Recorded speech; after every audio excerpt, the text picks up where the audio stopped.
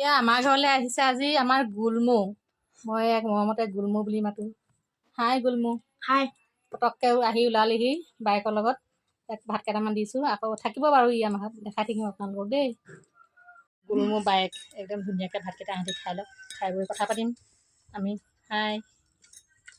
আৰু এয়া আছে মোৰ মুখখনে গুলমু মুখখনে একে মিলিছে নাই? হে মিলিছে মিলিছে নাই গুলমু মুখখনে তাৰপিছত হেৰি ই হৈছে মোৰ ডাঙৰ ককাই ল'ৰা দেই, এইজনী ডাঙৰ ভতিজী।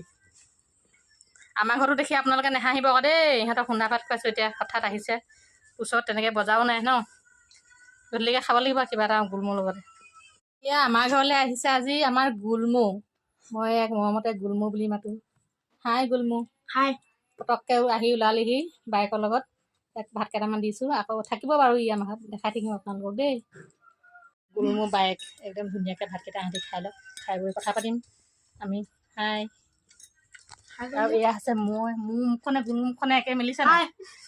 হে মিলিছে মিলিছে নাই গুলমু মুখখনে তাৰপিছত হেৰি ই হৈছে মোৰ ডাঙৰ ককাই ল'ৰা দেই, এইজনী ডাঙৰ ভতিজী।